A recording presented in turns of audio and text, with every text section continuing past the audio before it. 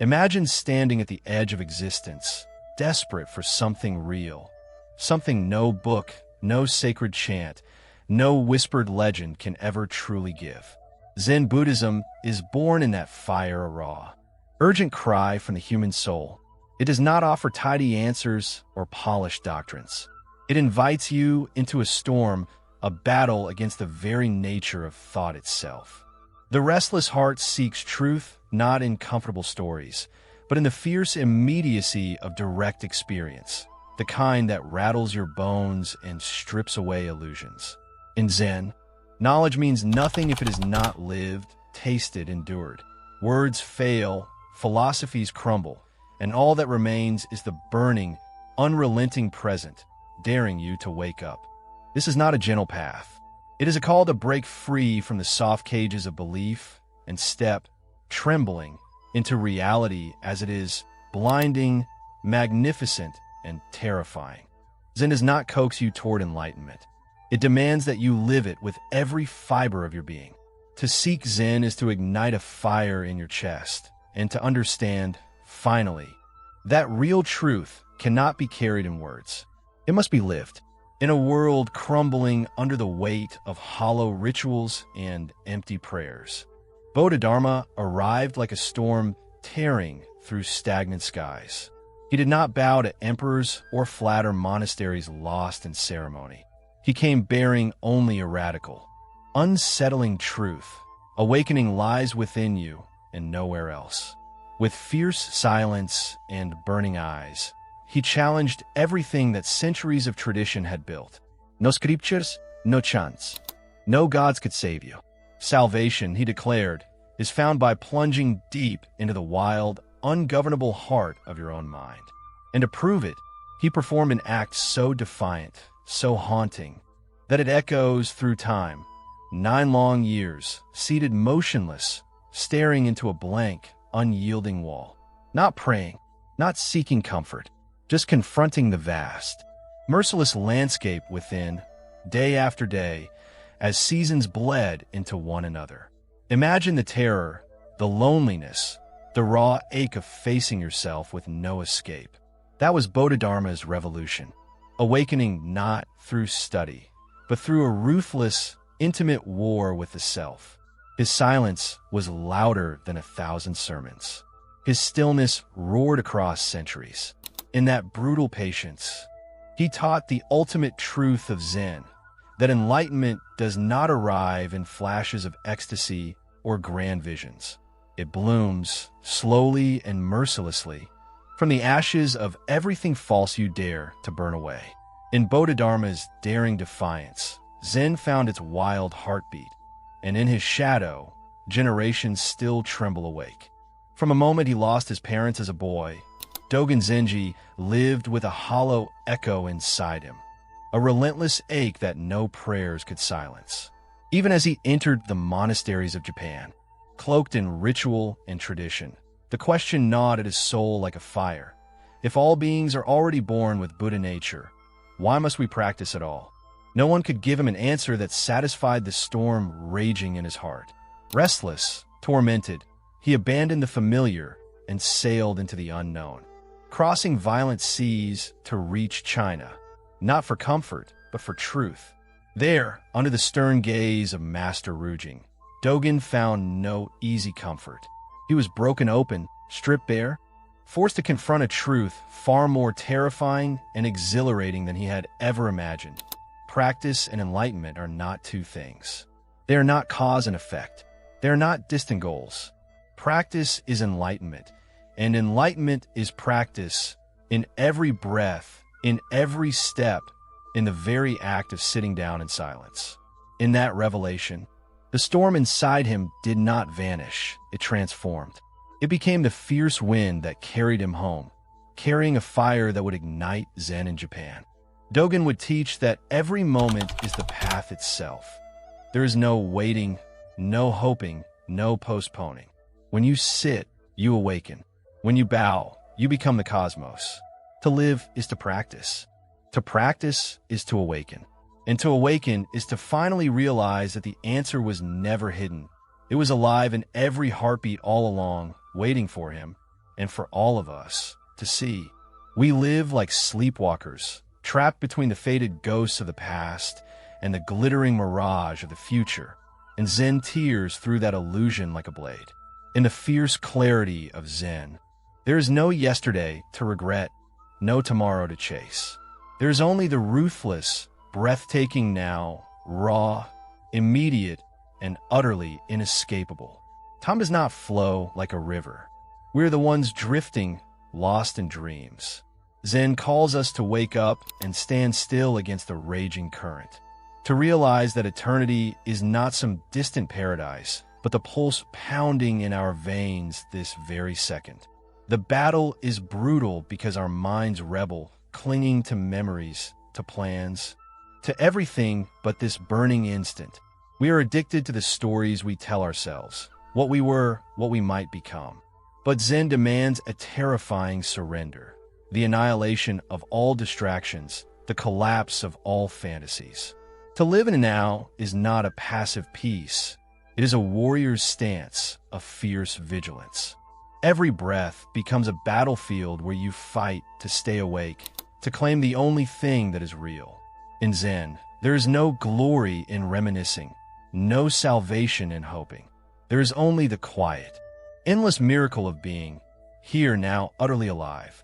And when we finally let go, when we allow ourselves to be fully devoured by the present moment, something extraordinary happens.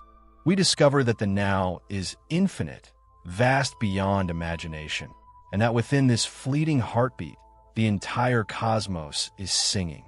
Zazen is not meditation in the way the world imagines it. No soft music, no whispered promises of bliss. It is raw. It is ruthless. It is sitting face to face with the roaring void inside yourself, stripped of every excuse, every mask. In Zazen, there is no escape. You sit, spine straight like a blade, body still, breath anchoring you to the merciless present. Thoughts rise like storms, memories, fears, hopes, each one clawing for your attention, begging you to flee. But you do not move. You do not chase. You do not fight. You watch. Like a mountain unmoved by the raging winds, you let it all come, and you let it all go. And slowly, terrifyingly, the boundary between you and the world begins to dissolve. There is no meditator, no meditation, only this pulsing, infinite now. Zazen is an act of courage, a silent revolution against everything in you that clings, that resists, that hungers for control. It demands a complete surrender to reality as it is, raw, unfiltered, unknowable. In this stillness, you begin to see. Enlightenment is not some grand explosion. It is the quiet, unremarkable moment when you stop running, when you breathe, and in that breath, you are the breath, the room, the sky beyond the roof. Zazen is not a path to somewhere else. It is the arrival. It is sitting on the very edge of existence and realizing, with awe and terror, that you are already home. The battlefield isn't on distant mountains or sacred temples. It's in the kitchen sink, the grocery aisle, the endless mundane rhythms of daily life. Zen is ruthless in its honesty. If you cannot awaken while washing a bowl, you will not awaken at all. Every moment is a test. Every action is a blade against your sleep. To sweep the floor without attention is to lose the war against yourself. To fold laundry with full presence is to pierce the veil of illusion. This is not poetry. It is survival. Awareness must be fought for, tooth and nail, in the small, quiet trenches of ordinary existence. The mind, ever hungry, pulls you toward distractions, worries, memories, anything but this humble, miraculous now. Zen calls you to reclaim it all, to turn the act of tying your shoes or stirring your tea into sacred ground. No task is too small. No moment is too insignificant. In Zen, there are no spiritual moments set apart from the rest. Life itself, messy, repetitive, and fleeting, is the purest temple. The battlefield is everywhere, and the enemy is forgetfulness. You win not by grand victories, but by tiny acts of fierce remembrance. I am here. I am alive. step by step, breath by breath. You wrestle your soul back from the dead weight of habit. And when you finally look up, truly awake for even one moment, you realize the sacred was never hidden. It was always here, woven into every heartbeat, waiting for you to see. There's a moment on the Zen path when the ground you've trusted begins to crumble. The familiar voice in your mind, the one that says, "I am this, I am that," starts to crack and tremble.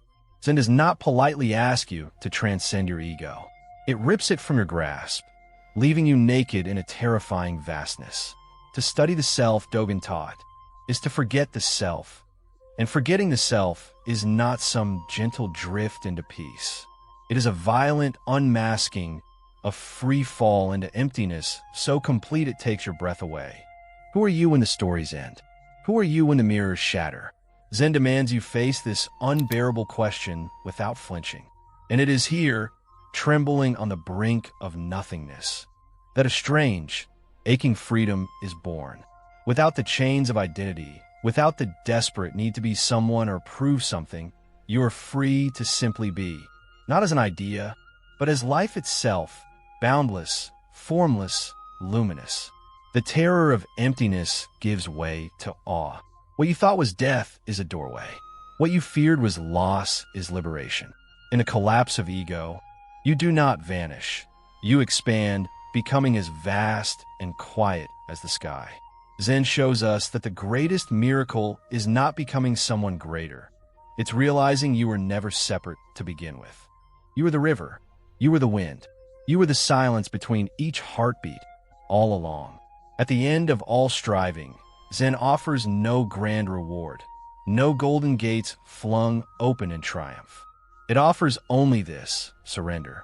Total, unconditional, terrifying surrender. Not to a god, not to a doctrine, but to what is raw, immediate, undeniable. Freedom in Zen is not won through conquest. It is realized the moment you stop running. The moment you drop the desperate need to become something else, to reach somewhere better, to fix or perfect your life. In that surrender, the chains fall away. What remains is not weakness, but the fiercest kind of strength. The strength to sit calmly in the storm, to smile as dreams and fears dissolve like mist. True Zen freedom is the wild, untamed joy of living without armor, breathing without expectation, moving without fear. It is waking up each morning not with a plan to conquer the day, but with the wonder of a child seeing the sky for the first time. You are no longer a prisoner of time, of ambition, of regret. You become life itself, ungraspable, radiant, free. In surrendering everything, you gain everything. As the old Zen masters whisper across centuries, chop wood, carry water, before and after enlightenment, the world remains. Only your heart changes. It opens, unguarded, fearless. And in that fearless presence, you realize the final secret. You were never separate from the miracle of existence. You are always home. Zen is not a path you walk toward. It is a fire you awaken within. From the restless hunger for truth, to Bodhidharma's defiant silence, to Dogen's shattering realization. Every step strips away illusion until only the raw pulse of now remains. In the battlefield of daily life, in the terrifying collapse of the ego, in the trembling surrender to what is, Zen reveals its fierce, luminous secret. Freedom was never beyond you. It was always here, hidden in the breath, the step, the heartbeat. To live Zen is to awaken fully, fearlessly, and forever in this eternal moment.